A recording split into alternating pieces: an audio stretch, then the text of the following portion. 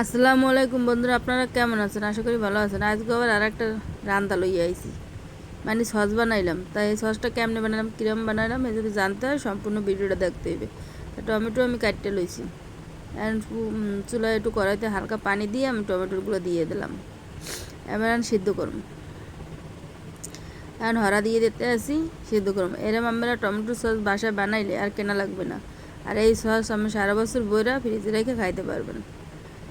এই যে টমেটো সিদ্ধ হয়েছে, আমি চড়ি দিয়ে গড়তে আসি, চড়ি দিয়ে গড়তেও মানে করতে পারতেছি না, এই জন্য আমি ব্লেন্ডার করে নিয়েছি, ঠান্ডা করে ব্লেন্ডার করে নিয়েছি। তা ব্লেন্ডার করার পরে এই হয়েছে, তারপর আমি চুলায় দিয়ে দিয়েছি। আর আমি চিনি দিয়ে দিলাম, একটু হালকা মরিচের গুঁড়ো দিয়ে দিলাম, একটু লবণও দিয়ে দিলাম।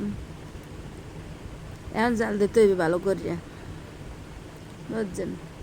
এখন সুন্দর করে জাল দিতে হবে, নিচে যেন না লাগে, নাড়াচাড়ার উপরেই রাখতে হবে। আমি যেরকম ঘন উঠাইবেন এইরকমই আর কি। এখন একটু টেস্টি লবণ দিন, একটু টেস্টি লবণ দিয়ে দিলাম। টেস্টি লবণ দিয়ে আবার জাল দিতে হইবে। এই তো আবার সিরকা দিম, বুঝলেন? এই যে ঘনত্বটা ঠিক আছে, আমি একটু সিরকা দিম উড়ানের আগে আগে, উড়ানের আগে আগে সিরকা দিয়ে দিম। এখন এটা লাড়িটা ঘন করতে হইবে, ঘন হয়ে গেছে। আর আমি একটু সিরকা দিয়ে দিলাম। এই সিরকা দিয়ে আমি সুন্দর লাড়ি আর একটু উতলাইতে হইবে, উতলাই উড়াই হেলাইতে হইবে। তাই এখন আমি এটা উড়াই হলাম, আমার ঘনত্ব ঠিক আছে।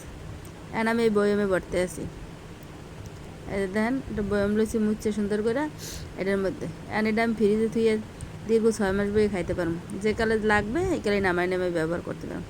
তাহলে আমার সসটা আর কেনা লাগবে না। আর সসটা খাইয়ে দেখছে, অনেক স্বাদ হয়েছে। তাই ভিডিও যদি ভালো লাগে লাইক শেয়ার কমেন্ট করবেন, আর এরকম সস বানাইবেন বাসায় সবাই। তাই এই বলে ভিডিওটা শেষ করতে চাচ্ছি, বলছেন? এই বইমের মুখ আটকাইতে চাইতেছি। এই জমা হয়ে গেছে, তাই বলে ভিডিওটা শেষ করলাম। সবাই দোয়া করবেন, পাশে থাকবেন, পাশে থাকবো। আল্লাহ হাফেজ, আল্লাহ হাফেজ বন্ধুরা।